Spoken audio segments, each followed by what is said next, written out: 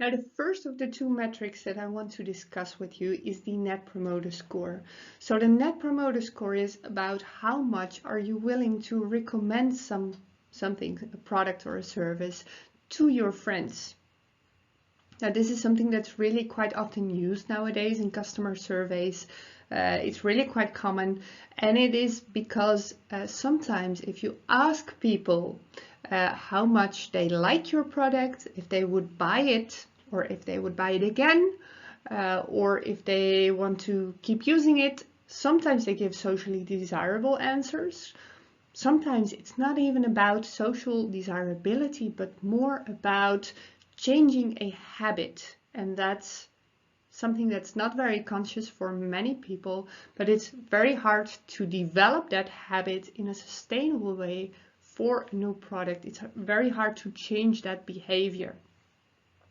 So sometimes when you ask that question, you don't get the answer that you actually need to build your company upon. So that's why they came up with the Net Promoter Score, because it turns out that if you're willing to recommend it to other people, then you're really truly enthusiastic about it. So the Net Promoter Score, usually you take a 1 to 10 scale and you ask people how much they would be willing to recommend it, and from 9 to 10 are the actual promoters. So people who answer 9 to 10 on the 10-point scale are actual promoters who are actually going to recommend it to other people and who are actually really enthusiastic about what you're offering. Now 7 to 8 are the passive, so they're really happy with it, really quite happy, but they're not actively promoting it because there's no true enthusiasm. There was no surprise factor. There's no over delivery on your side that they were surprised by. So they're happy, but they're quite passive. And then 6 and under are the dissatisfied, who are just not happy about your product. So obviously you should go for the promoters. Now, one strategy that you could use is to increase that score to improve your product. But if you find that your scores are really mixed, there's a lot of people who are dissatisfied and other people who are really happy and promoting, then you might also investigate how to get to a better market segment.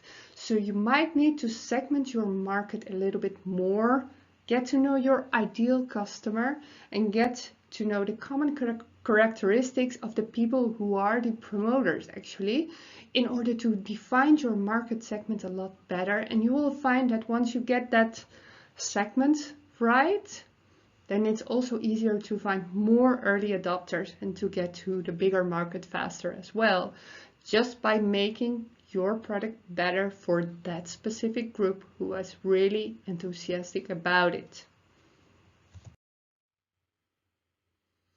So the other metric is the Sean Ellis test. And the Sean Ellis test is really all about a group that's already using it. So this is a metric that you use when you already have a test group and you're actively applying this product to your test group.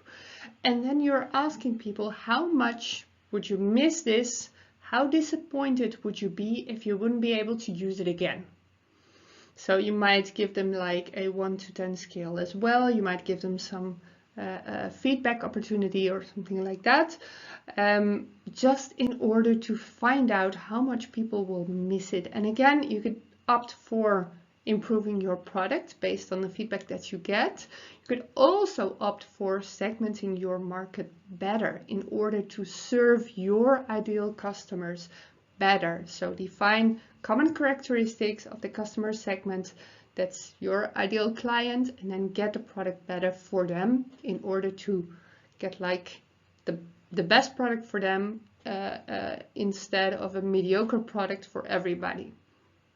And that's usually the strategy that works, and then afterwards you can expand.